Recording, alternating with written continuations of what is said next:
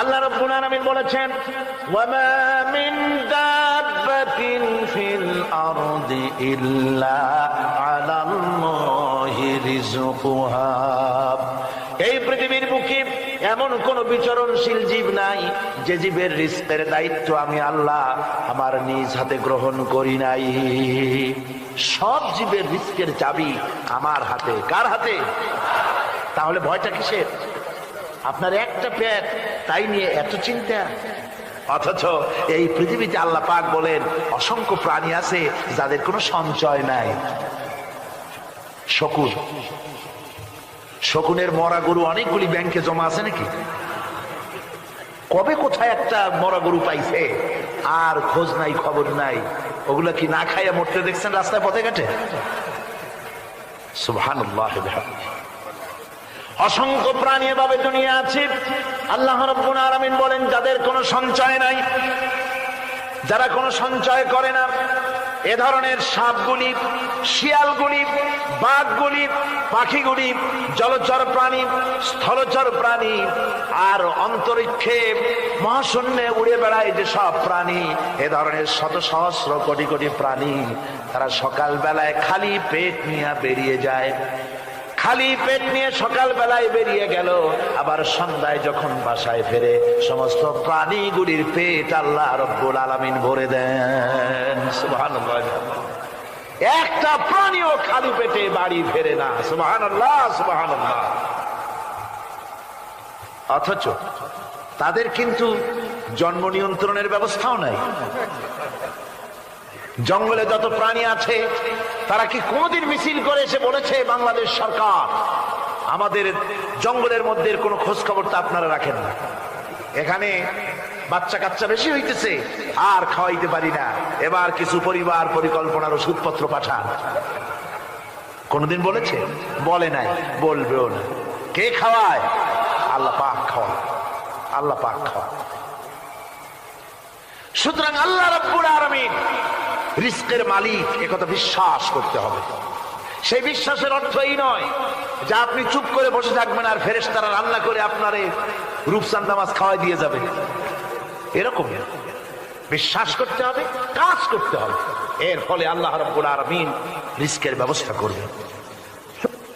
ঈমান আনার পর প্রথম যে কোয়ালিটিটা হবে সেই কোয়ালিটি হচ্ছে পার্সোনালিটি, আত্মসম্ভ্রম, আত্মমর্যাদা। দুনিয়ায় কারোর সামনে মাথা সে নত করবে না, মাথা নত করবে কেবলমাত্র আল্লাহর কাছে। সে বিশ্বাস করবে খাইরিহি ওয়া শাররিহি মিনাল্লাহি তাআলা, ভালো মন্দ সব কার কাছ থেকে হয়? আল্লাহর কাছ থেকে হয়। সে কিছুতেই বিশ্বাস করবে না যে কোনো মাজারের কাছে গেলে, কবরের কাছে গেলে আমার তকদির পাল্টে যাবে। কোনো মোমেন তা বিশ্বাস করবে না। কথা বুঝতে পেরেছে? ভালো করার মন্দ করার সত্তা মালিক আল্লাহ সুবহানাহু ওয়া তাআলা। এরপরে দুই নম্বরের যে কোয়ালিটি সৃষ্টি হবে মুমিনের মধ্যে ঈমান আনার পর, সে গুণটা হচ্ছে সে বিনয়ী হবে। বিনয়, বিনম্রতা আর এক বৈশিষ্ট্য। বিনয় এবং বিনম্রতার বৈশিষ্ট্য হবে। তার কারণ হচ্ছে ঈমান আনার পরে সে জানতে পেরেছে আল্লাহ রাব্বুল আলামিনের কর্তৃত্ব থেকে বেরিয়ে আসার ক্ষমতা কারো নাই। অহংকার করে যাব কোথায়? আস্ফালন করে যাব কোথায়? আল্লাহর রাজত্বের বাইরে, আল্লাহর ক্ষমতার বাইরে যাওয়ার ক্ষমতা তো কারোই নাই। সুতরাং অহংকার তার মধ্যে জায়গা পাবে না। আল্লাহ পাক দুনিয়ার সমস্ত মানুষের জিনকে পরিষ্কার করে বলেছেন, ইয়া মাশারাল জিন্নি ওয়াল ইনস ইন ইসতাতা'তুম আন তানফুযু মিন আকতারিস সামাওয়াতি ওয়াল আরদ فانفذوا لا تنفذون إلا بسلطان। হে পৃথিবীর মানুষেরা আর জেনেরা, যদি সম্ভব হয় আমার আকাশের নিচের থেকে, জমিনের উপর থেকে বেরিয়ে যা।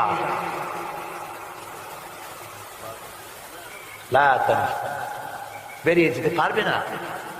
আমি আকাশ এবং জমিন থেকে যদি সম্ভব করতে পারো বেরিয়ে যা। আর যদি কোনো আকাশ থাকে তার নিচে যা, আর যদি কোনো জমিন থাকে তার উপরে যাও। এমন দেশ যদি পাও যেখানে আমার আলো ছাড়া কোনো আলো আছে, আমার বাতাস ছাড়া কোনো বাতাস আছে, আমার চাঁদ সূর্য ছাড়া কোনো চাঁদ সূর্য আছে, যাও সেখানে। আল্লাহ রাব্বুল আলামিন বলেন নাই এরকম যাওয়ার কোনো উপায় নাই। আমি আল্লাহ রাব্বুল আলামিন আকাশ আর জমিন দিয়ে প্যাকেট করে রেখেছি, আটকায় রেখেছি।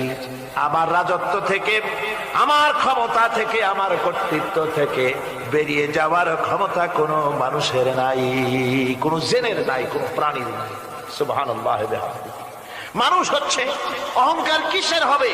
তোমরা হচ্ছ ফকির। আল্লাহ পাক বলছেন ওয়াল্লাহুল গনি ওয়া আনতুমুল ফুকারা।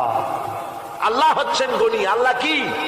গনি, বেনিয়াস, বেপরোয়া। ফাআলুন বিমা ইউরিদ, যা খুশি তাই করে, কারো মুখাপেক্ষী তিনি নন। কোরআনে কারীমে রব্বুল আলামিন বলেছেন নবী আপনি আমার ব্যাপারে, আমার গুণাবলীর ব্যাপারে বলুন। কুল হুয়াল্লাহু আহাদ, পড়েন সবাই। কুল হুয়াল্লাহু আহাদ আল্লাহুস সামাদ লাম ইয়ালিদ ওয়া লাম ইউলাদ ওয়া লাম ইয়াকুল লাহু কুফুয়ান আহাদ।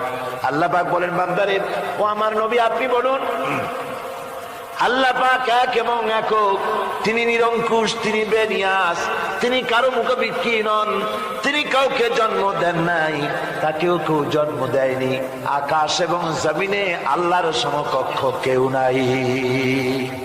তোমরা হচ্ছ ফকির আর আমি আল্লাহ হচ্ছে বেনিয়াস।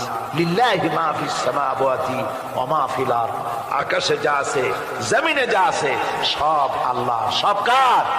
আল্লাহ পাকের। সুতরাং কিসের অহংকার, কিসের মাতবাড়ি? মানুষ পেছনের কথা ভুলে যায়, মুঠেই চিন্তা করে না। একটু আগে যারা ক্ষমতায় ছিল আজকে তারা ক্ষমতা হারা, আজকে যারা ক্ষমতায় এলো তারা আবার ক্ষমতা মস্তদে বসে দুনিয়ার সব বিপদ আপদ ভুলে যায়। কি করে আরো বেশি লুটপাট করা যায়, আরো বেশি মানুষকে শোষণ করা যায়, মানুষ এই চিন্তাই করে। অহংকারে, ক্ষমতার দর্পে ফেটে পড়ে, চিন্তা করে না পেছনের কথা। আল্লাহ রাব্বুল আলামিন বলেন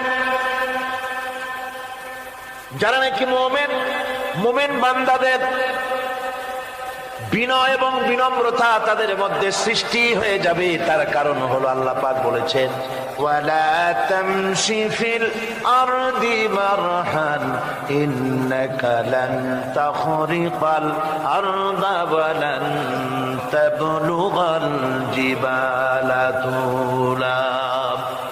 ওয়ালা তামশি ফিল আরদি মারহান, আমার জমিনের উপরে অহংকার করে পা ফেলো না। তুমি কি পারবে অহংকার করে আমার জমিনটাকে ফাটাই দিতে? কি বলেন, পারা যাবে?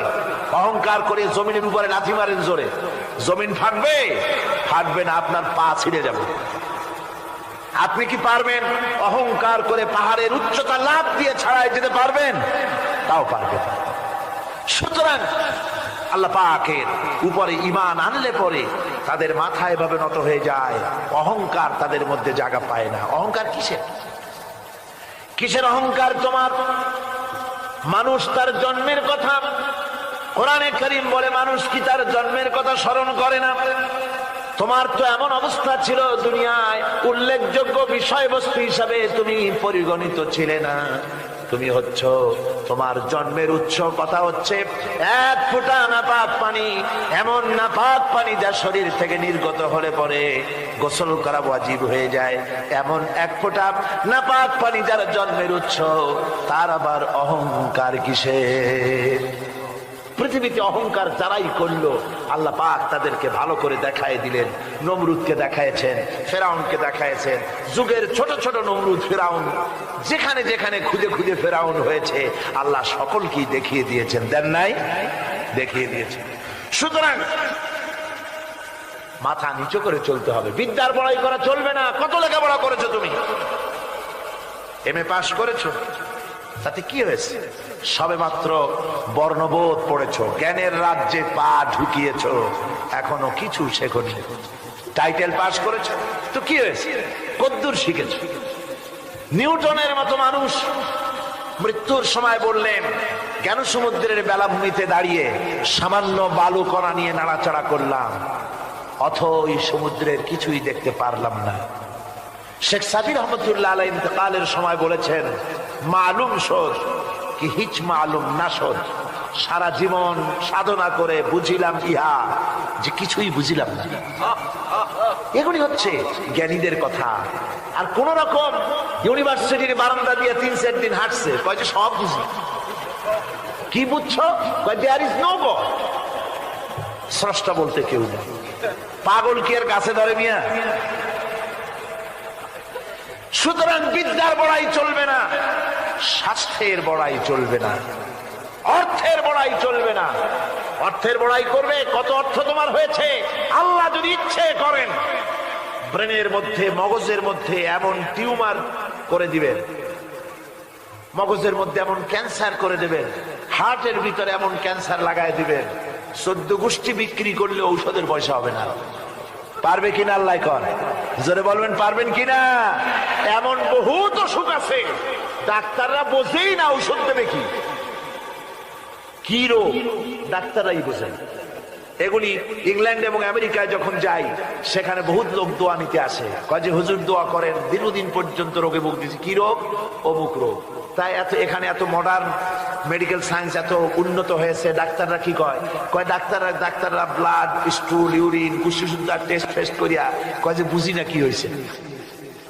সুতরাং মুমিন বান্দা যারা আল্লাহর দ্বীনকে কবুল করবে, কালেমা পড়বে, তার অন্যতম একটি কোয়ালিটি হচ্ছে সে বিনয়ী, বিনম্র হবে। সুবহানাল্লাহ পড়ে। অহংকার তার মধ্যে জায়গা পাবে না। হাদিসে কুদসির ভিতরে এসেছে, আল্লাহ পাক বলেন, অহংকার হচ্ছে আমার ইজার, আমার চাদর স্বরূপ। যে ব্যক্তি অহংকার করে সেজন্য আমি আল্লাহ চাদর নিয়ে টানাটানি করে। নাউযুবিল্লাহি মিন যালিক। এরপরে মুমিন ব্যক্তি কলেমা পড়ার পর, ঈমান আনার পরে যে কোয়ালিটি হওয়া উচিত, আল্লাহর পরে ঈমান আনলে পরে যে কোয়ালিটি হওয়া দরকার, সেটা হচ্ছে তার মধ্যে বীরত্ব এবং নির্ভীকতা আসবে। সে ব্যক্তি নির্ভীক হবে, মৃত্যুর ভয় পাবে না, মৃত্যুর ভয় পাবে না। তার কারণ হলো মুমিন ব্যক্তি ঈমান আনার পরে জানতে পেরেছে যে মৃত্যু থেকে পালাবার উপায় কোনো প্রাণীর নাই। আছে নাকি? মৃত্যু থেকে পালানো যাবে? মৃত্যু থেকে পালানো যাবে না। মুমিন এই জন্য ভয় পাবে না। এই জন্য মুমিন জীবনে একবার মরে, মুমিন সবসময় বীর পুরুষ হয়। মুমিন কি হয়? আর মুনাফিক হয় কি? কাপুরুষ। মুমিন মরে জীবনে একবার, আর মুনাফিক মরে জীবনে কয়েকবার। সাইকেলের টায়ার বাস্ট হলে শীতই পড়ে ভয় ছোটে, ট্রাকের টায়ার বাস্ট হলে তো হুশই থাকে না, আর কোথাও বোমা পড়লে এমনি তার রুহু উড়ে যায়। এই হলো দুর্বল ঈমানের লক্ষণ, মুনাফিক। আর মুমিন ব্যক্তি এগুলি ভয় পায় না। তার কারণ হচ্ছে কোরআনে কারীম বলেছে, কুল ইন্নাল মাউতাল্লাযী তাফিররুনা মিনহু ফাইন্নাহু মুলাকীকুম। বলো, মৃত্যুর থেকে পালাবার কোন উপায় নাই। যেখানেই যাও না কেন মৃত্যু তোমাকে ধরবেই। তোমাকে যেখানেই যাও তুমি, মৃত্যু তোমাকে খুঁজে বের করবেই। মরণ থেকে পালাও তুমি, মরণ তোমায় লইবি ঘিরি। যদিও সুদূর আকাশ পানে, লুকাও সেথায় লাগিয়ে সিঁড়ি। এ মহারোগের চিকিৎসক নাই, নাই সে ঔষধ জগতে। খুঁজিয়া কাতর হইলে কি হবে, পারিবে না তারে ফিরাতে।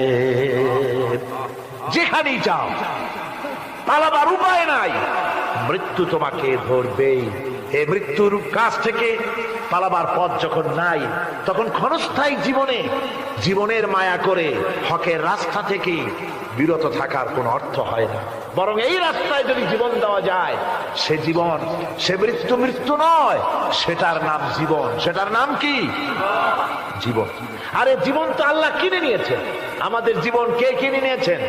আল্লাহ রাব্বুল আলামিন বলেছেন, ইন্নাল্লাহা আশতারা মিনাল মুমিনিনা আনফুসাহুম ওয়া আমওয়ালাহুম বিআন্না লাহুমুল জান্নাহ।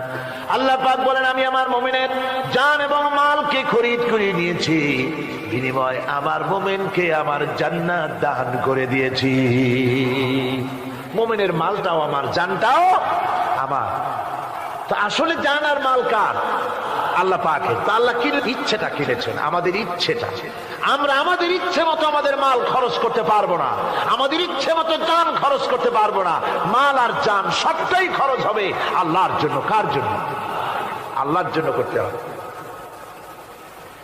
আপনাকে আল্লাহ টাকা দিয়েছেন, কড়ি দিয়েছেন, এই ধন সম্পদ যে কোনো দলের লোক এসে চাঁদা চাইলেই আপনি দিতে পারবেন না, যেহেতু কিয়ামতের দিন আল্লাহর দরবারে জবাবদিহি করতে হবে। পয়সা আল্লাহ দিয়েছিলেন, ওই পয়সা দিয়া ধর্মনিরপেক্ষবাদীদেরকে টাকা দিয়া সহযোগিতা করেছেন, সমাজতন্ত্রীদেরকে টাকা দিয়া সহযোগিতা করেছেন, পুঁজিবাদীদেরকে টাকা দিয়ে সহযোগিতা করেছেন, আল্লাহর দ্বীনের সঙ্গে নাফরমানি যারা করে পয়সা দিয়া সহযোগিতা করেছেন। কিয়ামতের দিন আল্লাহর দরবারে আসামির কাতারে দাঁড়াতে হবে। পরিষ্কার আল্লাহর কথা, আমি তোমার মাল কিনে নিয়েছি, তোমার মাল আমার রাস্তায় খরচ করতে হবে। খরচ করলে কোথায় করতে হবে? আল্লাহর রাস্তায়। আপনার নিজের ইচ্ছে মতো আপনি করতে পারবেন না। দেখুন, হিন্দুদেরকে, অমুসলিমদেরকে আপনি সাহায্য করবেন, যদি কোনো অমুসলিম তার মেয়েকে বিবাহ দিতে পারে না টাকার অভাবে, আপনি সাহায্য করবেন, জায়েজ আছে, সওয়াব হবে। একটা অমুসলিম তার সন্তানকে পড়াশোনার খরচ চালাতে পারছে না, আপনি সাহায্য করুন, জায়েজ আছে। অসুখ হয়েছে, রোগের চিকিৎসা করাতে পারে না অমুসলিম, সাহায্য করুন, জায়েজ আছে। কিন্তু অমুসলিম পূজা করবে, পয়সা দিয়া মণ্ডপ বানাতে পারে না, বলির পাঠা কিনতে পারছে না পয়সার অভাবে, সেখানে মুসলমানের সাহায্য করা জায়েজ আছে? একটা ফুটা পয়সাও সেখানে সাহায্য করা মুসলমানদের জন্য হারাম। এরকম সাহায্য করা কি জোরে কর? হারাম। তার কারণ আপনি পয়সা দিয়ে আল্লাহর সাথে শিরক করার সুযোগ করে দিচ্ছেন।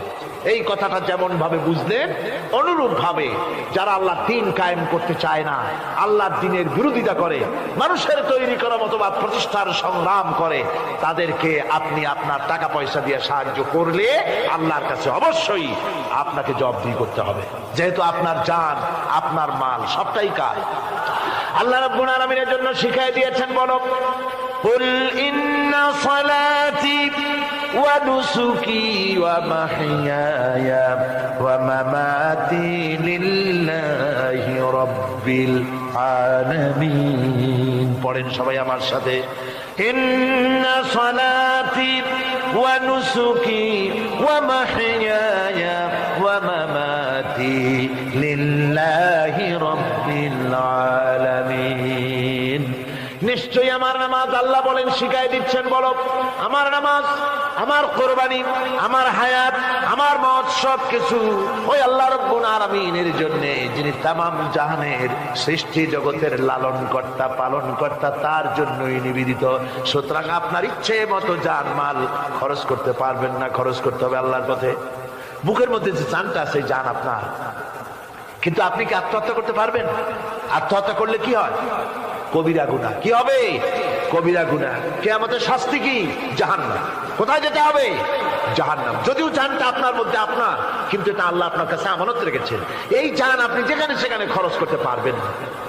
আপনার এই জানটা নিয়ে মানুষের তৈরি করা মতবাদের আন্দোলনে সংগ্রাম করে জানকে ক্ষতিগ্রস্ত করতে পারবেন না। ওই রাস্তায় মরবেন তো জাহান্নামে যেতে হবে। এই রাস্তায় আপনার জীবন দিতে বলা হয়নি। আপনার জান আর মাল সবটা খরচ করতে হবে আল্লাহ রাব্বুল আলামিনের জন্য, যেহেতু আমাদের জান মালের বিনিময়ে আল্লাহ রাব্বুল আলামিন আমাদেরকে জান্নাতের ওয়াদা করেছেন। মুমিন ব্যক্তির এই কোয়ালিটি হবে। মুমিন ব্যক্তি, সে ব্যক্তি, তার মনের মধ্যে এই চিন্তা হবে, কেউ আমাকে ক্ষতি করতে পারবে না, আমাকে কেউ মারতে পারবে না। ওয়ামা হুম বিদাররিনা বিহি মিন আহাদিন ইল্লা বিইذনিল্লাহ। আল্লাহর বিনা হুকুমে আমার এক গাছা পশম কেউ বাঁকা করতে পারবে না। এটাই মুমিনের ঈমান হওয়া উচিত। শুধু তাই নয়, মুমিনের কলিজার ভিতরে এ ধরনের সাহস থাকবে, বিশ্বাস থাকবে। ওয়ামা কানা লিনাফসিন আন তামুতা ইল্লা বিইذনিল্লাহি কিতাবাম মুআজ্জালা। কোন প্রাণী তার নির্ধারিত সময়ের আগে কেউ তাকে মারতে পারবে না। আল্লাহ পাক যে সময় নির্ধারণ করেছেন ওই নির্ধারিত সময়ের আগে কারো মৌত হবে না। নির্ধারিত সময়ের আগে কারো মৌত হবে না। কোরআনে কারীমে ভিন্ন জায়গায় আল্লাহ বলেন, কুল লাউ কুনতুম ফি বুয়ুতিকুম লাবারাযাল্লাযীনা কুতিবা আলাইহিমুল কাতলু ইলা মাদাজিহিম। আল্লাহ পাক বলেন, নবী বলুন, ভাগ্যে যদি নিহত হওয়া থাকে, ভাগ্যে যদি নিহত হওয়া থাকে, সে যদি তার নিজের বিছানায়ও থাকে, ওই বিছানা থেকে তাকে বেরিয়ে যেতে হবে, মৃত্যুর জায়গায় তাকে পৌঁছে যেতে হবে। কেউ রক্ষা করতে পারবে না। মৌত যখন আসবে অবশ্যই মৃত্যুর কাছে তাকে যেতেই হবে। আমার বন্ধু, মনে পড়ছে সেই দার্শনিকের কথা। একজন দার্শনিক নৌকায় চড়ে যাচ্ছে কোথাও, তো নৌকায় চড়ে যাচ্ছে, দার্শনিক একা, মাঝি নৌকা বাঁধছে। দার্শনিক মানুষ তো, মাথার মধ্যে দর্শন গিজগিজ গিজগিজ করছে, কথা বলার লোক পায় না। এখন মাঝির সাথেই কথা বলার সিদ্ধান্ত নিল। শেষ পর্যন্ত বলল, রে মাঝি, কত বছর নৌকা চালাও? তা তো বহুত বছর, জীবনটাই কাটাই দিলাম। ভূগোল চেনো? ভূগোল কখনো দেখেছো? কই যে না, ভূগোল আমি দেখবো কোথাতে, আমি হলাম গরিব মানুষ, এগুলি ধনীদের কাম, তারা হয়তো খায় টায়, আমি ভূগোল দেখিও নাই খাইও নাই। বলে আশ্চর্য কথা, ভূগোল মানুষে খায় নাকি? জীবনটা তো চারে নেই, নষ্ট করে ফেলাইছে। মাঝি দাঁতগুলো বাইর করে দিয়ে বলতেছে, স্যার হইতেও পারে। কিছুক্ষণ পর দার্শনিক বলছে, এই বেটা, দর্শন বোঝো? স্যার খামোখাই শরম দিচ্ছেন, এ সমস্ত বড় লোকের খাবার, ওগুলি আমার সামনে বলে লাভটা কি? আমরা গরিব মানুষ, এগুলি আমরা কোনোদিন দেখিও নাই, খাইও নাই। দার্শনিক বলছে, বেটা বেওকুফ, দর্শন মানুষে বুঝি খায়? তোর জীবন আটা নাই মিশা। মাঝি কয়, হইতেও পারে। এবার দার্শনিক বলছে, এই বেটা, কিছুই তো জানো না, খালি দাব বাই করো, ইতিহাস চেনো? মাঝি বলছেন, স্যার এইবার একটা কথা বলছেন যেটার সাথে কিছুটার মিল আছে, আমি খাইছি। সেটা হচ্ছে, বাপ গরিব ছিলেন, কিন্তু মাঝে মধ্যে শীতের মৌসুমে পাতিহাঁস জবাই করে আমরা খাইতাম, আর বিবাহের সময় শ্বশুর বাড়ির রাজহাঁস জবাই করে খাওয়াইছিল, কিন্তু ইতিহাস তো খাই নাই, ওইটা কোথায় পাওয়া যায়? দার্শনিক বলছে, বেকুব বেটা, ইতিহাস আর পাতিহাঁস বুঝি এক? তোর জীবন তো বারো নাই মিশা। মাঝি কয়, হইতেও পারে। কিছুক্ষণ পর উত্তর দিকে কালো মেঘ উঠেছে, আকাশ থমথমে ভাব, নদীর ভিতরে তুফান সৃষ্টি হয়েছে। মাঝি বলছে, স্যার সাঁতার জানেন? কয় যে, না মাঝি, সাঁতার তো জানি না। মাঝি কয়, স্যার ভূগোল, দর্শন, ইতিহাস, 3 সাবজেক্টে আমার জীবন 12 আনা মিশা। এখন তো দেখি এক সাবজেক্টে 16 আনাই মিশা আপনার। আমার তো 4 আনা আছে, 12 আনা ফেল, 4 আনা তো আছে। ওই 4 আনা দিয়ে আমি সাতরাইয়া কেনারায় উঠে যাব, আর ইতিহাস, দর্শন, পাতিহাস খাইয়া ডুবে মরমিয়া। এবার দার্শনিক বলছে, আরে মাঝি, মানুষকে এরকম নৌকো ডুবে মরে নাকি? কয়, মরে না। আমার বাপ এই নৌকার মাঝি ছিল, তারপরে এই নৌকা বাইতে বাইতে আমার বাপ এই নৌকার মধ্যে মরছে ডুবিয়া। আচ্ছা, তোমার দাদা? আমার দাদাও মাঝি ছিল, এই নৌকা বাইতে গিয়ে সেও মরছে। তোমার নানা? আমার নানাও এরকম নৌকা বাইয়া এরকম মাঝি হয়ে মরছে। দার্শনিক কয়, তুমি তো দারুণ বেহায়া, যে নৌকায় তোমার বাপ মরলো, দাদা মরলো, সেই ব্যবসা তুমি ছাড়তে পারো না, তুমি তো দারুণ বেহায়া। মাঝিরও বুদ্ধি কম না। মাঝি কয় যে, স্যার আপনার বাপ জিন্দা আছেন? কয় না মারা গেছেন। কোথায় মরছে? ঘরের মধ্যে খাটের উপরে চিত হইয়া আরামসে মারা গেছেন। আপনার দাদা? বলে তিনিও ঘরের মধ্যে বাস, ওইখানেই ঘরের মধ্যেই মারা গেছেন খাটের উপরে। আপনার নানা? উনিও ঘরের মধ্যে চিত হয়ে আরামসে মারা গেছেন। মাঝি কয় যে আপনিও তো বেশরম কম না, যে ঘরের মধ্যে আপনার দাদা মরলো, নানা মরলো, বুঝতে মরলো, সেই ঘরটা তো এখন আপনি সারতে পারেন নাই। এর দ্বারা মাঝি বুঝাইতে চাইল এই কথা, দার্শনিক সাহেব, মৃত্যুর জন্য সময় হলো আসল কথা। সময় যখন এসে যাবে, সে যে জায়গায় হোক, মৃত্যু তাকে ছাড়বে না। মৃত্যু যখন আসবে জায়গায় পৌঁছতে হবে, আর সময় যখন আসবে এক মুহূর্ত আগে পিছু করা হবে না। মউত আসার সাথে সাথে আজরাইল তার সামনে এসে যাবে, এক মুহূর্ত বাঁচতে পারবে না। সুতরাং মুমিন ব্যক্তি তার দিলের মধ্যে মৃত্যু সম্পর্কে কোন ধরনের ওই ধরনের চিন্তা থাকবে না, পরান্ডা নিয়ে কোন রকম নিবাসী এরকমের চিন্তা থাকবে না। জীবন আল্লাহ দিয়েছেন, আল্লাহ নিবেন, সময় আসলে এক মুহূর্ত দেরি করা হবে না। সুতরাং সেই জীবনটা যিনি দিয়েছেন তার রাস্তায় যাওয়ার জন্যই সে তৈরি থাকবে। এটা হলো মুমিনের কোয়ালিটি। আমার বন্ধুগণ, এরপরে মুমিনদের ভিতরে আরেকটা জিনিস হবে, সেটা হচ্ছে মুমিন কখনো হতাশ হবে না, নিরাশায় তার মন ভেঙে যাবে না। হতাশা মুমিনের কলিজাকে কখনো ছোট করে দিবে না, আন্দোলন থেকে তাকে বিরত রাখবে না। অন্ধকার দেখবে, চতুর্দিকে অন্ধকার মেঘাচ্ছন্ন, চতুর্দিক থেকে মেঘ জমে আসতেছে, মনে হবে যেন আর ফজর হবে না, কিন্তু একটু পরে দেখা যাবে এই মেঘের ঘন ঘটা দূর হয়ে গিয়ে সকালবেলায় আকাশে আবারও সূর্য উদিত হয়েছে, ঠিক না? সুতরাং মুমিনের হতাশ হওয়ার কোনো কারণ নাই। হতাশ হয় কারণ কোরআনে কারীমের মধ্যে বলা হয়েছে, ওয়ামান ইয়াকনাতু মির রাহমাতি রাব্বিহি ইল্লা যাল্লুন। কেবলমাত্র পথভ্রষ্ট লোকেরাই, কেবলমাত্র গোমরাহ লোকেরাই তারাই নিরাশ হয়, হতাশ হয়। ঈমানদার লোক কখনো হতাশ হয় না, তার ঈমানে, তার আশায় বুক বেঁধে সাহসের সঞ্চার করে দেয়। কারণ সে তো জানে আল্লাযী খালাকানি ফাহুয়া ইয়াহদিন, আল্লাহ আমাকে সৃষ্টি করেছেন, আমার হেদায়েত তিনি দিয়েছেন, পথ তিনি দেখিয়েছেন। আল্লাযী হুয়া ইউতঈমুনি ওয়া ইয়াসকিন, আমি যখন ক্ষুধার্ত হই ওই আল্লাহ আমাকে খাওয়ান, আমি যখন তৃষ্ণার্ত হই তখন আল্লাহ আমাকে পান করান। ওয়া ইযা মারিদতু ফাহুয়া ইয়াশফিন, আর যখন আমি অসুস্থ হই ওই আল্লাহ আমাকে রোগ মুক্ত করেন। সুবহানাল্লাহ। দেখেন হযরত আইয়ুব আলাইহিস সালাম সব কোরআনের মধ্যে আছে, আল্লাহ পাক সব বলে দিয়েছে। আমাদের মধ্যে অনেকের রোগ হলে কয় যে এত নামাজ রোজা করি আর রোগে আমারই পাইল, বলে না এরকম? নামাজ রোজা করি, দান সদকা করি, হজ করি, আর আমার এই রোগটা পাইলো, এই রোগ সারি না। আশ্চর্য কথা, রোগ দিয়ে আল্লাহ মানুষের ঈমান পরীক্ষা করেন। ধৈর্য ধরতে হবে। হযরত আইয়ুব আলাইহিস সালামের রোগ হলো 18টি বছর পর্যন্ত রোগে ভুগলেন। 18 বছর শরীর পচে যেতে লাগলো, বিবি বাল বাচ্চা সব তার কাছ থেকে ছড়ে গেল, গ্রামের লোকেরা তাকে তাড়ায় দিল, জঙ্গলের ভিতরে তিনি কাটাতে লাগলেন।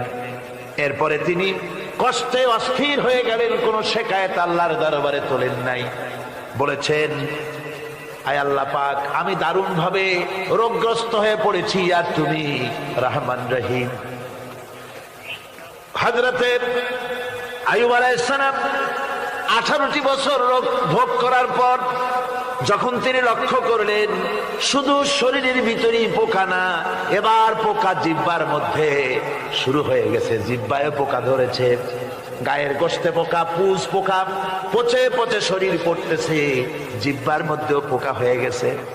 হযরত আইয়ুব আলাইহিস সালাম এবার আল্লাহর দরবারে হাত তুলে বলেন, রব্বুল আলামিন, এতদিন কোনো কথা বলি নাই, 18টি বছর পর্যন্ত হাসি মুখে আমি সহ্য করে চলছি, তুমি রোগ দিয়েছো বলার আমার কিছুই নাই, কিন্তু এবার অবশ্যই শিকায়েত করব, যেহেতু আমার জিহ্বায় পোকা ধরেছে, মাবুদ আমার জিহ্বায় পোকা দিও না, আমার জিহ্বায় যদি পোকা হয়ে যায় তাহলে তোমার মতো আল্লাহর জিকির আমি কি দিয়া করব?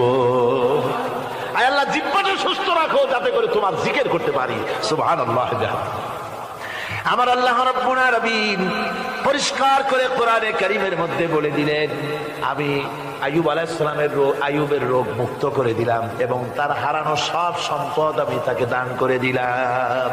মুমিন বান্দা যারা, তারা রোগে শোকে ভাবে কাতর হবে না, নিরাশ হবে না, মনে করবে আল্লাহ রাব্বুল আলামিন আমাকে পরীক্ষা করছেন, এরপরে নিয়ামত আসবে, হতাশা তাকে পেয়ে বসবে না। দেখেন ইউসুফ আলাইহিস সালাম, তাকে কুয়ার মধ্যে ফেলে দিল কারা? ভাইরা কুয়ার মধ্যে ফেলে দিল। কুয়ার মধ্যে ফেলানো হয়েছে, ভাইরা মনে করলো এটা মরণ কুয়া, এটা মৃত্যু কূপ, এখানে ইউসুফ আলাইহিস সালাম শেষ হয়ে যাবে। কিন্তু ওই 11 ভাইরা জানতো না এটা মৃত্যু কুয়া নয়, এটা হচ্ছে একদিকে কুয়ার মুখ আর একদিকে মিশরের সিংহাসন। এটা কেনানের কুয়ার মধ্য থেকে ইউসুফ আলাইহিস সালাম ঢুকলেন, এটা একটা টানেল, সুড়ঙ্গ পথ। কুয়ার এক মাথা দিয়া ঢুকলেন, আর এক মাথা দিয়া মিশরের সিংহাসন দখল করলেন। সুবহানাল্লাহ। আল্লাহ কোথা থেকে কোথায় নিয়ে গেলেন। হযরতে ইয়াকুব আলাইহিস সালাম সন্তানের শোকে অস্থির হয়ে গেলেন, সন্তানের শোকে অস্থির হয়ে গেলেন, কিন্তু তিনি নিরাশ হন নাই, হতাশ হন নাই।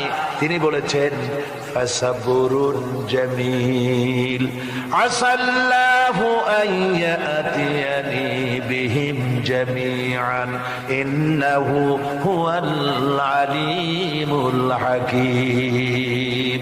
ফাসাবরুন জামিল, আমি উত্তম ধৈর্য ধারণ করব এবং আমি আশা করি অতি শীঘ্র আল্লাহ রাব্বুল আলামিন আমার যা আমি হারিয়েছি আমাকে আল্লাহ পাক মিলাই দিবেন। সুবহানাল্লাহ বিহামদি। আর আল্লাহ পাক হযরত ইয়াকুব আলাইহিস সালামের কাছে হযরত ইউসুফকে মিলাই দিলেন। সুবহানাল্লাহ বিহামদি। সুতরাং মুমিন ব্যক্তি কখনো নিরাশ হবে না, হতাশা নিরাশায় তার মন ভেঙে দেবে না। দেখা যাচ্ছে ইসলামী আন্দোলন আর বুঝি রইল না, বুঝি শেষ হয়ে গেল। চতুর্দিক থেকে বন্য হায়নারা অস্ত্র নিয়ে, বিদেশি টাকা নিয়ে, সম্পদ নিয়ে চতুর্দিক থেকে হামলা শুরু করেছে, আর বাঁচার পথ নাই। ইসলামী আন্দোলন বুঝি শেষ না। মুমিন যারা, তারা হতাশায় ভোগে না। কি বলেন? হতাশায় ভোগে? মোটেই হতাশায় ভোগে না। তারা মনে করে নিশ্চয়ই এর ভেতরে রয়েছে কল্যাণ। এর মধ্যে কি রয়েছে? আমরা দেখতে পাই হযরত ইউনূস আলাইহিস সালাম মাছে তারে গিলে ফেলে দিল। হতাশায় তিনি হার্ট ফেল করেন নাই। মাছের পেটের মধ্যে যদি কেউ চলে যায়, বেরিয়ে যাওয়ার জন্য কোনো ব্যাকডোর আছে নাকি? কোন পালাবার কোন রাস্তা আছে? মাছের পেটের জানালা দরজা আছে কিছু? কিছুই নেই। তিনি হতাশ হলেন না। মাছের পেটের ভেতরে বসে হযরত ইউনূস আলাইহিস সালাম বুক ভরা আশা নিয়ে আল্লাহর দরবারে তিনি ঘোষণা করলেন, লা ইলাহা ইল্লা আনতা সুবহানাকা ইন্নী কুনতু মিনাজ জালিমিন। পড়েন না সবাই, লা ইলাহা ইল্লা আনতা সুবহানাকা ইন্নী কুনতু মিনাজ জালিমিন। হযরত ইউনূস আলাইহিস সালাম বলেন, আল্লাহ তুমি ছাড়া কোনো ইলাহ নাই, তোমার পবিত্রতা ঘোষণা করছি, আমি জালিমদের অন্তর্ভুক্ত হয়ে গেছি। তিনি যখন চিল্লাচ্ছিলেন, মাছের পেটের ভিতরে বসে যখন কাতরুক্তি করতেছিলেন, আল্লাহ বুঝি তখন শোনেন নাই সে কথা? কি বলেন? আল্লাহ বুঝি তখন তন্দ্রায় বা নিদ্রায় ছিলেন না। আল্লাহ পাক কি ঘুমান? তন্দ্রায় যান? লা তাখুযুহু সিনাতুন ওয়ালা নাওম। আল্লাহ রাব্বুল আলামিন বলেন, কোন তন্দ্রা বা নিদ্রা আল্লাহ রাব্বুল আলামিনকে স্পর্শ করে না। হযরত ইউনূস আলাইহিস সালাম যখন মাছের পেটের ভিতরে বসে চিৎকার মারলেন, আল্লাহ পাক বলেন, ইউনূস রে, তোমার ওই ডাক কেউ শোনে নাই। দুনিয়ার কোন রাজা বাদশাহ শোনে নাই, দুনিয়ার কোন বন্ধু বান্ধব তোমারও শোনে নাই, কিন্তু আমি তোমার আরশের মালিক, আমি রব্বুল আলামিন শুনেছি। শুধু শুনি নাই, সঙ্গে সঙ্গে জবাব দিয়ে দিয়েছি। ফাস্তাজাবনা লাহু ওয়া নাজ্জাইনাহু মিনাল গাম্মি। পড়েন, ফাস্তাজাবনা লাহু ওয়া নাজ্জাইনাহু মিনাল গাম্মি ওয়া কাযালিকা নুনজিল মুমিনিন। আল্লাহ পাক বলেন আমি জবাব দিলাম। মাছের পেটের ভিতরে বেদনা শুরু হয়ে গেল, মাছ আর তলদেশে শুয়ে থাকতে পারলো না, সাঁতরাতে পারলো না, মাছ ভেসে উঠল উপরে। পেটের যন্ত্রণায় মাছ কিনারায় চলে এসে বমি করে দিতে পারলে যেন বাঁচি, এই অবস্থা মাছের হলো। কিনারায় চলে এলো, বমি করে ইউনূস আলাইহিস সালামকে ফেলে দিল, মাছও বাঁচলো, ইউনূস আলাইহিস সালামও বাঁচলো। আল্লাহ রাব্বুল আলামিন বলেন মুমিনেরা শোনো, শুধু ইউনূসকে নয়, ওয়া কাযালিকা নুজিল মুমিনিন, এইভাবে করে মুমিন বান্দারা যদি আমাকে ডাকে, আমার কাছে যদি হাত ফাইলায়, আমি আল্লাহ রাব্বুল আলামিন মুমিনদের এভাবে বিপদ মুক্ত করে দেই। আল্লাহ পাক বিপদ মুক্ত করে দেন। ওমান ইয়াত্তাকিল্লাহা ইয়াজআল লাহু মাখরাজা, আল্লাহকে যে ভয় করে আল্লাহ তার জন্য রাস্তা খুলে দেন। জোরে কোন সুবহানাল্লাহ। দেখেন ইউসুফ আলাইহিস সালাম, জুলাইখা তাকে আটকায় ফেলেছে ঘরের মধ্যে, তালা দেওয়া, খিল দেওয়া, ছিটকানি মারা, পালাবার পথ নাই, চতুর্দিকে উলঙ্গ নগ্ন চিত্র। আর এই সুন্দরী যুবতী নারী জুলাইখা তার প্রেম নিবেদন করেছে হযরত ইউসুফের কাছে। যৌবনে ভরা টকবগে যৌবনের যুবক হযরত ইউসুফ আলাইহিস সালাম, সৌন্দর্যের পিরামিড, বাঁচার কোনো পথ নাই জুলাইখার কুপ্রবৃত্তি চরিতার্থ করে দেওয়া ছাড়া। কিন্তু হযরতে ইউসুফ আলাইহিস সালাম আল্লাহ রাব্বুল আলামিনকে ডাকলেন, হতাশায় ভেঙে পড়লেন না, আল্লাহকে ভয় করলেন, আল্লাহকে ডাকলেন। আল্লাহকে ডেকে, আল্লাহকে ভয় করে তালাবদ্ধ দরজার দিকে যখন দৌড় মারলেন, রব্বুল আলামিন আপন কুদরতে দরজার তালাগুলি খুলে দিলেন। ভাইরা আমার, এভাবে করে মুমিনেরা কখনো হতাশ হয় না। ফাইন্না মাআল উসরি ইউসরা, ইন্না মাআল উসরি ইউসরা। মনে রাখতে হবে, দুঃখ কষ্টের সাথে থাকে সুযোগ সুবিধা, আর প্রত্যেক অসচ্ছলতার সাথে থাকে উদার সচ্ছলতা। এর কোনো বিপরীত কখনই হয় না। আল্লাহ রাব্বুল আলামিন এইভাবে করে মুমিনদেরকে বলেছেন যেন তারা হতাশায় ভেঙে না পড়ে। আমার বন্ধুগণ, মানুষ হতাশায় যেন না ভাঙে। গুনাহ করেছে, গুনাহ করার কারণে কোন মুমিন যেন হতাশায় ভেঙে না পড়ে, সেই জন্য আল্লাহ তাকে বলেছেন লা তাকনাতু মির রাহমাতিল্লাহ, বান্দারে আমার রহমত থেকে মায়ুস হইস না, নিরাশ হইস না, আমি রহমান, আমি রহিম। জোরে কোন সুবহানাল্লাহ। আমার বন্ধু, আপনারা কোন পৃথিবীতে কে আছে এমন, কোন সত্তা আছে এমন যে অপরাধীকে দেখে বলে আয় তোরে মাফ করে দেব? আছে কেউ এমন? বাপও বলে না। বাপও ছেলে যদি অপরাধ করে দেখে বলে না আয় মাফ করে দি। অবশ্য মন চায় ছেলে মাফ চাক, তাহলে মাফ করে দিব। মাফ না চাও পর্যন্ত বাপেও ডাকে না, মাও ডাকে না যে অপরাধ করেছিস আয় মাফ করে দি। জোরে বলেন, কেউ বলে? আকাশ ও জমিনে একমাত্র মেহেরবান সত্তা আমার রব্বুল আলামিন। মানুষ যখন গুনাহ করে রব্বুল আলামিন বলে বান্দারে গুনাহ করেছিস আমার সামনে আয়, গুনাহ মাপ চা, চোখের পানি ফেলা। যত বড় গুনাহ তোর হোক না কেন আমি রব্বুল আলামিন তোর গুনাহ খাতাকে মাফ করে দেব। কিভাবে মাফ করব? মানুষ যদি কোনো অন্যায় করে, অপরাধ করে, চুরি করে, ডাকাতি করে, পুলিশ তাকে অ্যারেস্ট করে, থানায় তার নাম লেখা হয়ে যায়, কয়েক বছর জেল খাটার পরে মুক্ত হলো। কিন্তু থানার ব্ল্যাক লিস্টে দাগি খাতায় যে নাম থাকলো ওই নাম কাটা যায় না। আবার অপরাধ করলো, আবার জেল হলো, আবার মুক্ত হলো, থানায় আরেকবার নাম লেখা হলো। যতবার অপরাধ করবে ততবার থানায় নাম লেখা যাবে, জেল খাটবে, জরিমানা দেবে, কিন্তু কালো খাতা থেকে তার নাম মোছা হবে না। আল্লাহ রাব্বুল আলামিনের অফিসের কাণ্ড ভিন্ন। কোন মানুষ যদি অপরাধ করে, গুনাহ করে যদি রব্বুল আলামিনের দরবারে বিনীতভাবে মাপ চায়, আল্লাহ রাব্বুল আলামিন বলেন শুধু গুনাহ মাফ করি না, গুনার খাতা থেকেও নামটা আমি আল্লাহ তোমার মুছে ফেলে দেই। গুনাহ আমার কাছে মাপ চাও, আমাকে ডাকো, আমি তোমার কাছে আছি। وَإِذَا سَأَلَكَ عِبَادِي عَنِّي فَإِنِّي قَرِيبٌ। আল্লাহ পাক বলে বান্দা যখন আমাকে ডাকে আমি বান্দার একদম নিকটে, তার ঘাড়ের চাইতেও নিকটে। ওয়া নাহানু আকরাবু ইলাইহি মিন হাবলিল ওয়ারিদ। আমি আমার বান্দার সারা যে রগের উপরে তার মাথা, এর থেকেও আমি আমার বান্দার বেশি নিকটে। সুবহানাল্লাহ পড়ে। আমি তোমার কাছে, আমার কাছে মাপ চাও, যত বড় গুনাহ হোক।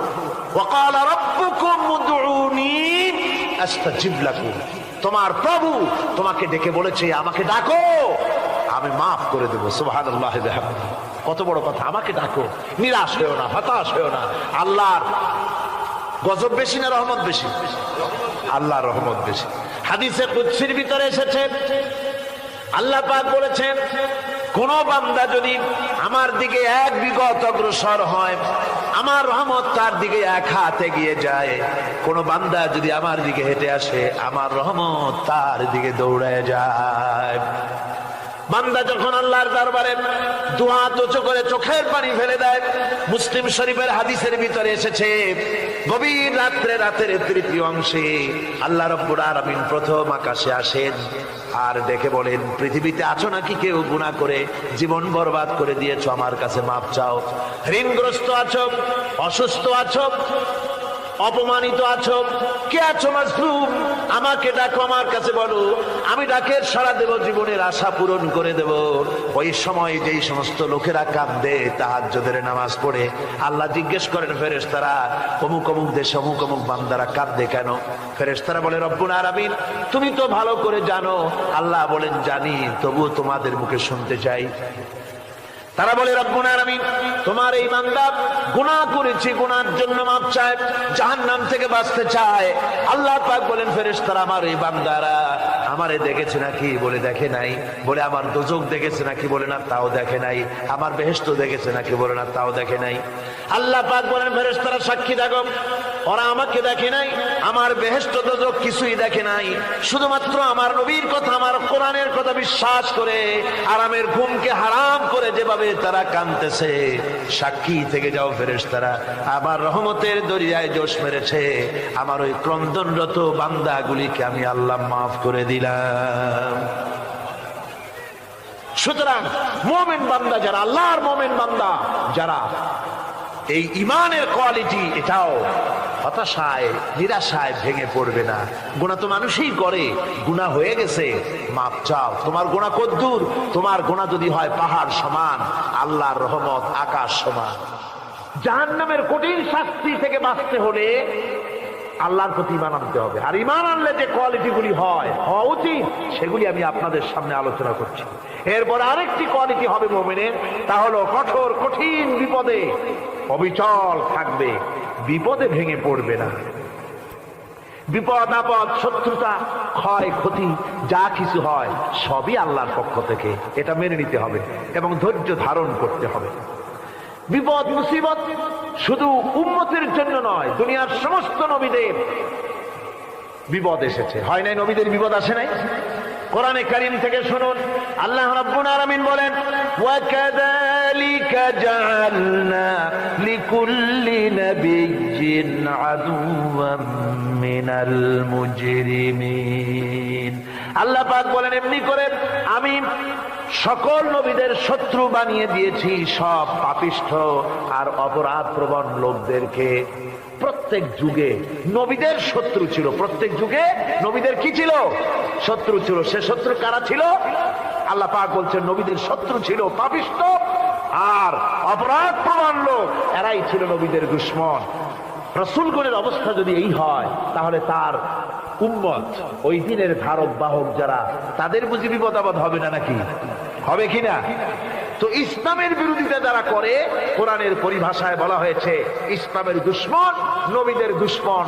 দুনিয়ার সব পাপিষ্ঠ আর অপরাধ প্রবণ লোকেরাই ইসলামের দুশমন হয়, নবীদের দুশমন হয়। আজও দেখেন, আজও তাকিয়ে দেখেন, ইসলামী আন্দোলনের বিরোধিতা যারা করে তারা পাপিষ্ঠ চরিত্রের কিনা, তাকায় দেখেন, খুঁজে দেখেন, সর্বত্র খুঁজে দেখুন, খুঁজে দেখুন। যারা ইসলামী আন্দোলনের বিরোধিতা করে যারা ইসলামকে মিটিয়ে দেওয়ার চেষ্টা করতেছে, যারা ইসলামকে মৌলবাদ বলে, ইসলামকে সাম্প্রদায়িক বলে। কোরআনে কারীমের কথা কত স্পষ্ট যে নবীদের দুশমন হয়, ইসলামের দুশমন হয় মুজরিম লোকেরা, অপরাধ প্রবণ আর পাপিষ্ঠ লোকেরা। আজও আমরা দেখতে পাই এই শ্রেণীর লোকেরা পাপিষ্ঠ এবং সবচেয়ে সমাজের নিকৃষ্ট ধরনের চরিত্রহীন লোক। নামাজ নাই। আপনি খুঁজে দেখেন ইসলামী আন্দোলনের বিরোধিতা যারা করছে, যারা নেতৃত্ব দিচ্ছে, নামাজ নাই, রোজা নাই, চরিত্র নাই, হজ নাই, যাকাত নাই, মদ, জুয়া, জেনা, ব্যভিচার ইত্যাদিতে লিপ্ত। চেহারা দেখলে ছেলেপেলেরা 2 গ্লাস পানি খায় ভর ছোটে। কথা ঠিক কিনা কর? এই হলো অবস্থা। মারে কেন? মুমিনদেরকে, পয়গম্বরদেরকে, সাহাবীদেরকে এবং ঈমানদারদেরকে মারে কেন? তার কারণ হচ্ছে আল্লাহ রাব্বুল আলামিন বলেছেন, ওয়া মা নাকামু মিনহুম ইল্লা আইয়ুমিনু বিল্লাহিল আজিজিল হামিদ। কাফিররা ঈমানদার লোকদেরকে অন্য কোন অপরাধী নির্যাতন চালায় না, নির্যাতন চালায় শুধু এই কারণে যেহেতু মুমিন লোকেরা পরাক্রমশালী, আল্লাহ রাব্বুল আলামিনের দ্বীনকে কায়েম করতে চায়, তার উপরে ঈমান এনেছে, এই কারণেই তারা মারে। ঠিক কিনা কর? যুগে যুগে নবীদের উপরে, সাহাবীদের উপরে যে অত্যাচার হয়েছে, সেই অত্যাচার এই কারণেই হয়েছে, অন্য কোনো কারণে নয়। এই কঠিন বিপদে অবিচলতা এবং ধৈর্যের দৃষ্টান্ত নবীগণ পেশ করেছেন পৃথিবীর বুকে। আমরা দেখেছি ইব্রাহিম আলাইহিস সালামকে আগুনে ফালানো হয়েছে, আছে না কোরআন শরীফে? আমি কিন্তু গল্প করতেছি না, সব কোরআনের কথা। কিসের কথা? ইব্রাহিম আলাইহিস সালামকে আগুনে ফালানো হচ্ছে। অপরাধ কি? অপরাধ হচ্ছে হযরত ইব্রাহিম আলাইহিস সালাম দাওয়াত দিয়েছেন, লা ইলাহা ইল্লাল্লাহ। জোরে পড়েন, লা ইলাহা ইল্লাল্লাহ, লা ইলাহা, লা ইলাহা ইল্লাল্লাহ মুহাম্মাদুর রাসূলুল্লাহ। হযরত ইব্রাহিম আলাইহিস সালাম দ্বীনের দাওয়াত দিয়েছেন, এক আল্লাহর দাওয়াত দিয়েছেন, ঈমানের দাওয়াত দিয়েছেন। আর কোন অপরাধ ছিল না। নমরুদ সহ্য করতে পারলো না। কোরআনে কারীমের মধ্যে সব কথাগুলি আল্লাহ পাক এই জন্য বিধৃত করেছেন, এই জন্য কোরআনে কারীমের মধ্যে সব কথা উঠায় দিয়েছেন, যাতে করে মুমিনেরা বিপদ আসলে পরে যেন ঘাবড়ে না যায়। ইব্রাহিম আলাইহিস সালামকে আগুনে ফালানো হচ্ছে। ফেরেশতা বলছে, ইব্রাহিম তোমারে আগুনে ফেলায় দাও, হতেছে আমার কাছে সাহায্য চাও, আমার কাছে ক্ষমতা আছে, আগুনগুলো উঠাইয়া নমরুদের বংশ জ্বালায় দেব। হযরত ইব্রাহিম ফেরেশতার কাছে সাহায্য চাইছিলেন নাকি? তিনি বললেন, ফেরেশতা তোমার কাছে সাহায্য কেন চাইব? আমি তো এমন কোন অন্ধ আল্লাহর ইবাদত করি না যেই অন্ধ স্রষ্টা তার গোলামের দুঃখ দুর্দশা না দেখেন। আমি তোমার কাছে সাহায্য চাইব না। হযরত ইব্রাহিম আলাইহিস সালাম পাশ করলেন। কি বলেন, পাশ করছেন না? ঈমানের পরীক্ষায় পাশ। আগুনের মধ্যে হযরত ইব্রাহিমকে যখন ফেলানো হচ্ছে, রব্বুল আলামিন আগুনের প্রতি নোটিশ করে দিলেন, ইয়া নারু কুনি বারদাও ওয়া সালামান আলা ইব্রাহিম। আগুন আমার ইব্রাহিমের জন্য শান্তিদায়ক, ঠান্ডা হয়ে যা। এখন কি আর আগুনের বাপের ক্ষমতা আছে ইব্রাহিমের পোড়ানো? আর ক্ষমতা নাই। আমার বন্ধুগণ, ইব্রাহিম আগুনের ভিতরে আরামে বসা আছেন, আর ওদিকে নমরুদ বসে বসে দেখতেছে দূর থেকে। ইব্রাহিম তো জ্বলে না, গায়ের মধ্যে আগুন জ্বলে গেল। ডাক দিয়া কয়, আগুন তোর হলো কি? কেন জ্বালাইতে পারিস না আমার দুশমন রে? হলোটা কি তোর? তোর কি জ্বালানো শক্তি বন্ধ হয়ে গেল নাকি? আগুনের ভিতর থেকে জবাব এলো, নমরুদ রে, আমার ভিতরে জ্বালানো শক্তি আছে কি নাই যদি প্রমাণ করতে চাও, টেস্ট করতে চাও, তুই নিজে আয়, তোরে শুদ্ধ তামাম দুনিয়া জ্বালাই দিতে পারি, ইব্রাহিমের এক গাছা পশম জ্বালাই দিতে পারি না। তার কারণ হচ্ছে আমি হচ্ছি মাখলুক, আল্লাহ হচ্ছেন খালিক। আল্লাহ আমাকে বলেছেন না জ্বালাতে, তুমি 1000 বার বললেও আমি ইব্রাহিমকে জ্বালাইতে পারবো না। কোরআনে কারিমে ঘটনা বলে মোমেনদেরকে সাহস দেওয়া হচ্ছে, মোমেনেরা দ্বীনের কাজ করতে গিয়ে বিপদ আবাজ আসবে, ইমানের দাবি হলো বিপদ আসবে, আর বিপদ আসলে ঘাবড়ায় যেও না, মুসিবতে পড়ে চিন্তায় পেরেশানে হয়রান হয়ে যেও না। বিশ্বকবি আল্লামা ইকবাল কি সুন্দর করে বলেছেন, আজ ভি হো জু বিরাহিম কা হিমা पैदा आग कर सकती है एक अंदाज गुलिस्तान पैदा। ইব্রাহিমের ইমান যদি আজিও কোথাও হয় বিদ্যমান, করতে পারেন অগ্নিকুণ্ডে খুবসুরত এক গুলিস্তান। আজও যদি আগুনের ভিতরে কোন নমরুদ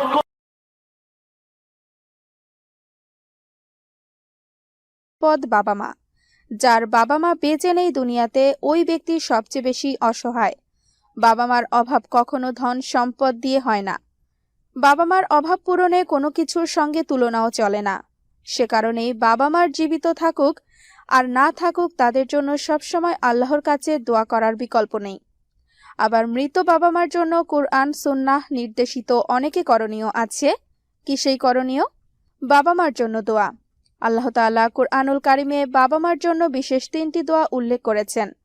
বাবা জীবিত থাকুক আর না থাকুক, তাদের জন্য সব সময় কুরআনে বর্ণিত দোয়াগুলো জরুরি। এসব দোয়ায় আছে নিজেদের জন্য কল্যাণ পাওয়ার ঘোষণা। তা হলো 1. রব্বির হামহুমা কামা রব্বায়ানি সাগীরা। অর্থ, হে আমাদের পালনকর্তা, তাদের উভয়ের প্রতি দয়া করো, যেভাবে তারা আমাকে শৈশবে লালন পালন করেছেন। সূরা বনী ইসরাইল আয়াত 24। 2. রব্বানা গফিরলি ওয়ালি ওয়ালিদাইয়া ওয়ালিল মুমিনিনা ইয়াওয়ামা ইয়াকুমুল হিসাব।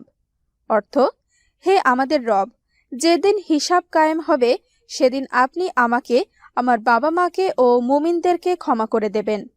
সূরা ইব্রাহিম আয়াত 4।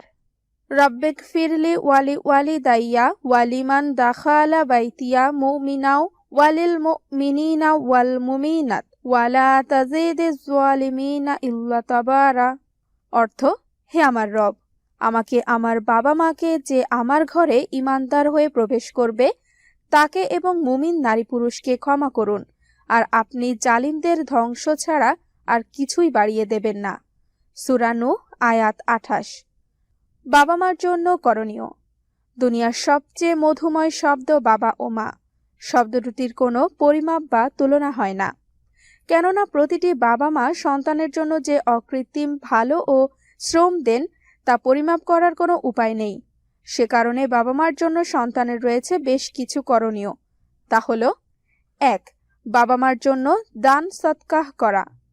বাবা মা বেঁচে থাকতে সন্তানের যত্ন নিতে গিয়ে কিংবা কোনো কারণে দান সৎকাহ করে যেতে পারেননি, অথবা বেঁচে থাকলে হয়তো আরো বেশি দান সৎকাহ করতেন, সেজন্য বাবা মার পক্ষ থেকে সন্তানের উচিত বেশি বেশি দান করা।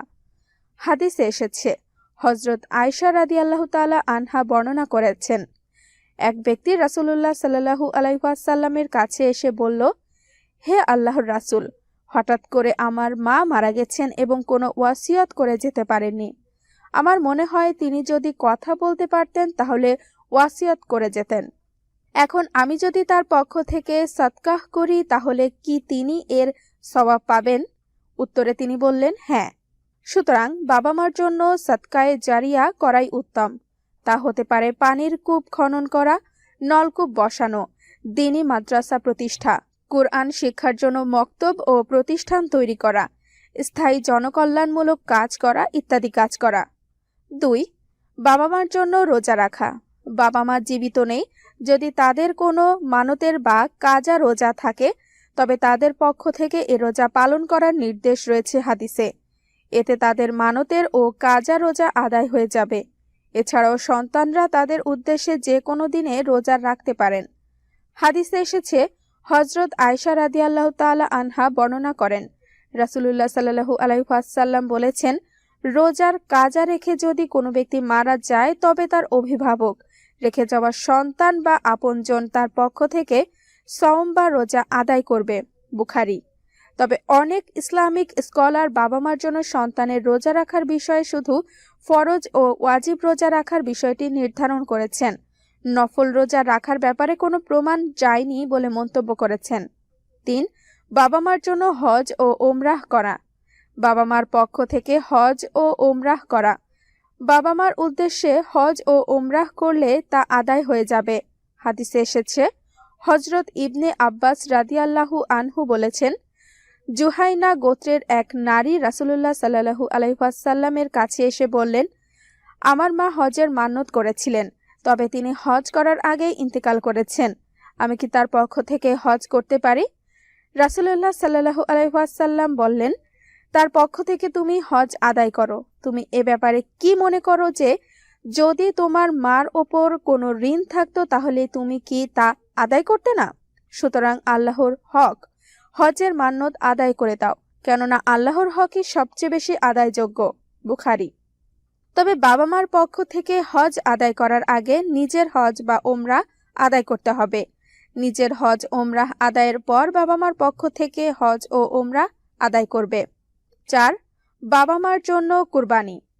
মৃত বাবা মার জন্য সওয়াবের উদ্দেশ্যে বাবা মার পক্ষ থেকে সন্তানরা কুরবানি করতে পারবে, তাতে তারা সওয়াবের অধিকারী হবে।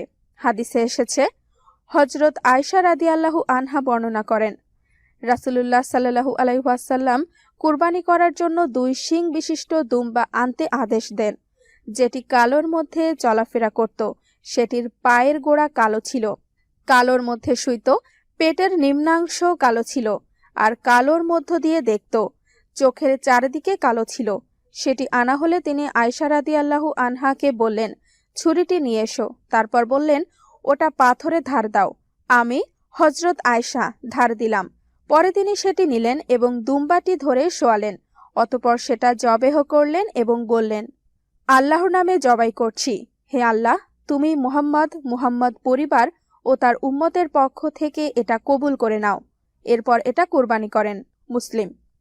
5, বাবা মার ওয়াসিয়ত পূরণ করা। বাবা মা যদি ইসলামের শরীয়ত সম্মত কোনো ওয়াসিয়ত করে যান তবে তা পূরণ করা সন্তানের ওপর আবশ্যিক। হাদিসে এসেছে, হযরত শারিদ রাদিয়াল্লাহু আনহু বর্ণনা করেন, তার মা তাকে তার মায়ের পক্ষ থেকে একজন মুমিন দাসী আজাদ করার জন্য ওসিয়ত করে যান। তিনি রাসূলুল্লাহ সাল্লাল্লাহু আলাইহি ওয়াসাল্লামের কাছে উপস্থিত হয়ে বললেন, হে আল্লাহর রাসূল, আমার মা তার মৃত্যুর সময় তার পক্ষে একজন মুমিন দাসী আজাদ করার জন্য ওসিয়ত করে গেছেন। এখন আমার কাছে হাবশের নুবিয়া অঞ্চলের একজন দাসী আছে। এরপর আগের হাদিসে অনুরূপ বর্ণিত হয়েছে, তা হলো, তখন রাসূলুল্লাহ সাল্লাল্লাহু আলাইহি ওয়াসাল্লাম বললেন, তাকে আমার কাছে নিয়ে আসো। রাবী বলেন, তখন আমি তাকে নিয়ে আসো। রাসূলুল্লাহ সাল্লাল্লাহু আলাইহি ওয়াসাল্লাম তাকে জিজ্ঞাসা করেন, আল্লাহ কোথায়? সে বললেন, আসমানে। এরপর তিনি জিজ্ঞাসা করেন, আমি কে? সে বলে, আপনি রাসূলুল্লাহ সাল্লাল্লাহু আলাইহি ওয়াসাল্লাম। তখন রাসূলুল্লাহ সাল্লাল্লাহু আলাইহি ওয়াসাল্লাম বললেন, তাকে আজাদ করে দাও, হে মুমিন। আবু দাউদ। 6, বাবা মার বন্ধু বান্ধবীদের সম্মান করা। বাবা মার বন্ধু বান্ধবীদের সঙ্গে ভালো ব্যবহার করা, উত্তম আচরণ করা, সম্মান করা এবং তাদেরকে দেখতে যাওয়া ও তাদের জন্য হাদিয়া উপহার নিয়ে যাওয়া। হাদিসে এসেছে, হযরত আব্দুল্লাহ ইবনে ওমর রাদিয়াল্লাহু আনহু বর্ণনা করেন, মক্কার এক রাস্তায় আব্দুল্লাহ ইবনে ওমর রাদিয়াল্লাহু আনহুর সঙ্গে এক বেদুইনের দেখা হলো। আব্দুল্লাহ রাদিয়াল্লাহু আনহু তাকে সালাম দিলেন এবং তিনি যে গাধার পিঠে আরোহণ করতেন সে গাধাটি তাকে আরোহণের জন্য দিয়ে দিলেন। তিনি তার মাথায় পাগড়িটিও তাকে দান করলেন। তখন উপস্থিত আব্দুল্লাহ ইবনে দিনার রহমাতুল্লাহি আলাইহি তাকে বললেন যে আমরা তাকে বললাম, আল্লাহ আপনার কল্যাণ করুন, বেদুইনরা তো অল্পেই সন্তুষ্ট হয়ে যায়, এত দেওয়ার প্রয়োজন কি ছিল? তখন হযরত আব্দুল্লাহ ইবনে ওমর রাদিয়াল্লাহু আনহু বললেন, এই ব্যক্তির বাবা ওমর ইবনুল খাত্তাব রাদিয়াল্লাহু আনহুর বন্ধু ছিলেন। আর আমি রাসূলুল্লাহ সাল্লাল্লাহু আলাইহি ওয়াসাল্লামকে বলতে শুনেছি যে কোনো ব্যক্তির সর্বোত্তম নেকির কাজ হচ্ছে তার বাবার বন্ধুর সঙ্গে সহমর্মিতার সম্পর্ক বজায় রাখা। মুসলিম। 7, বাবা মার আত্মীয়দের সঙ্গে সুসম্পর্ক রাখা। বাবা মার আত্মীয়দের সঙ্গে সুসম্পর্ক বজায় রাখা সন্তানের একান্ত দায়িত্ব ও কর্তব্য। হযরত আব্দুল্লাহ ইবনে ওমর রাদিয়াল্লাহু আনহু থেকে বর্ণিত হাদিসে বিশ্বনবী বলেছেন, যে ব্যক্তি তার বাবার সঙ্গে কবরে সুসম্পর্ক প্রতিষ্ঠা করতে ভালোবাসে সে যেন বাবার মৃত্যুর পর তার ভাইদের সাথে সুসম্পর্ক রাখে। ইবন হিব্বান। 8. বাবা মার ঋণ পরিশোধ করা। দুনিয়াতে বেঁচে থাকাকালীন সময়ে বাবা মা কোনো ঋণ করার পর তা পরিশোধ করার আগে মারা গেলে সন্তানের জন্য আবশ্যক বাবা মার ঋণ পরিশোধ করা। কেননা রাসূলুল্লাহ সাল্লাল্লাহু আলাইহি ওয়াসাল্লাম ঋণ পরিশোধ করার বিষয়ে বিশেষ গুরুত্ব দিয়েছেন। হাদিসে এসেছে, হযরত আবু হুরায়রা রাদিয়াল্লাহু আনহু বর্ণনা করেন, রাসূলুল্লাহ সাল্লাল্লাহু আলাইহি ওয়াসাল্লাম বলেছেন, মুমিন ব্যক্তির রূহ তার ঋণের কারণে ঝুলন্ত অবস্থায় থাকে যতক্ষণ না পরিশোধ করা হয়। ইবনে মাজাহ। এমনকি ঋণ পরিশোধ না করার কারণে জান্নাতে যাওয়ার পথও বন্ধ হয়ে যায় যদি সে আল্লাহর রাস্তায় শহীদও হয়। হাদিসে এসেছে, যতক্ষণ পর্যন্ত বান্দার ঋণ পরিশোধ না করা হবে ততক্ষণ পর্যন্ত জান্নাতে প্রবেশ করতে পারবে না। নাসাই, তাবরানি, মুস্তাদরাকে হাকিম। 9. বাবা মার কাফফারা আদায় করা। শপথ, ভুলকৃত হত্যাসহ যে কোনো কারণে যদি বাবা মার কাফফারা বাকি থাকে তবে তা আদায় করা সন্তানের একান্ত দায়িত্ব ও কর্তব্য। হাদিসে এসেছে, হযরত আবু হুরায়রা রাদিয়াল্লাহু আনহু বর্ণনা করেন, এক ব্যক্তি রাসূলুল্লাহ সাল্লাল্লাহু আলাইহি ওয়াসাল্লামের কাছে গভীর রাত পর্যন্ত দেরি করে ইশার নামাজ পড়ে। এরপর তার পরিবারের কাছে গিয়ে দেখে যে বাচ্চারা ঘুমিয়ে পড়েছে। তার স্ত্রী তার খাবার নিয়ে এলে সে সন্তানদের কারণে কসম করল যে সে খাবে না। পরে তার ভাবান্তর ঘটল এবং সে খেয়ে নিল। তারপর সে রাসূলুল্লাহ সাল্লাল্লাহু আলাইহি ওয়াসাল্লামের কাছে আসে ও তাকে এই ঘটনা বলে।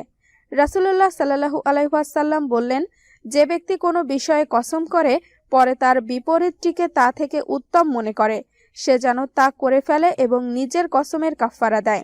মুসলিম। কাফফারার এই বিধান জীবিত মৃত সবার জন্য সমভাবে প্রযোজ্য। যদি কোনো বাবা মার এরকম কোনো কাফফারা বাকি থাকে তবে সন্তানের ওপর তা আদায় করা আবশ্যক। 10. বাবা মার জন্য ক্ষমা প্রার্থনা করা। বাবা মার জন্য আল্লাহর কাছে বেশি বেশি ক্ষমা প্রার্থনা করা গুরুত্বপূর্ণ আমল। সন্তান বাবা মার জন্য ক্ষমা প্রার্থনা করলে আল্লাহ তাআলা তাদের মর্যাদা বাড়িয়ে দেন। হাদিসে এসেছে, হযরত আবু হুরায়রা রাদিয়াল্লাহু আনহু বর্ণনা করেন, মৃত্যুর পর কোনো বান্দার মর্যাদা বাড়িয়ে দেওয়া হয়। তখন সে বলে, হে আমার রব, আমি তো এত মর্যাদার আমল করিনি, কিভাবে এই আমল এলো? তখন বলা হবে, তোমার সন্তান তোমার জন্য ক্ষমা প্রার্থনা করায় এই মর্যাদা তুমি পেয়েছো। আদাবুল মুফরাদ। 11. বাবা মার কবর জিয়ারত করা। বাবা মার কবর জিয়ারত করা সন্তানের একান্ত দায়িত্ব ও কর্তব্য। এর মাধ্যমে সন্তান এবং বাবা মা উভয়ই উপকৃত হয়। হাদিসে এসেছে, হযরত সুলাইমান ইবনে বুরাইদা রাহমাতুল্লাহ আলাইহি তার বাবার সূত্রে বর্ণনা করেন, রাসূলুল্লাহ সাল্লাল্লাহু আলাইহি ওয়াসাল্লাম বলেছেন, আমি তোমাদের কবর জিয়ারত করতে নিষেধ করেছিলাম। মুহাম্মদ সাল্লাল্লাহু আলাইহি ওয়াসাল্লামকে তার মায়ের কবর জিয়ারত করার অনুমতি দেওয়া হয়েছে। সুতরাং তোমরা কবর জিয়ারত করো, কেননা তা পরকালের কথা স্মরণ করিয়ে দেয়। তিরমিজি।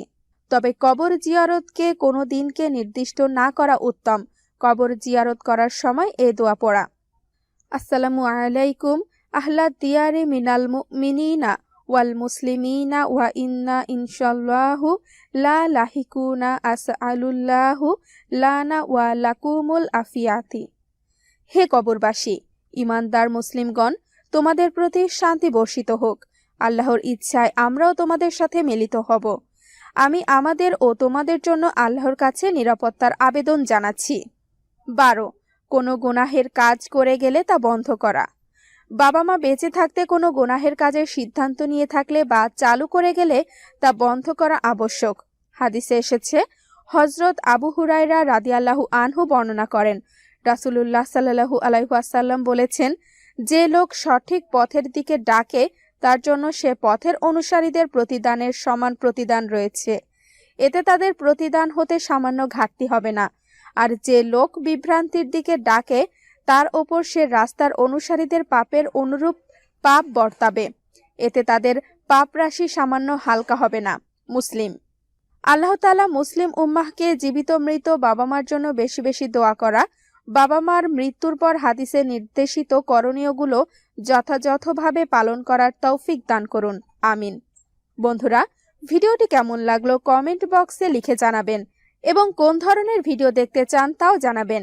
নতুন নতুন ভিডিও পেলে চ্যানেলটি সাবস্ক্রাইব করে সাথেই থাকুন। বন্ধুরা, ভিডিওটি কেমন লাগলো কমেন্টস বক্সে লিখে জানাবেন এবং কোন ধরনের ভিডিও দেখতে চান তাও জানাবেন। ধন্যবাদ এতক্ষণ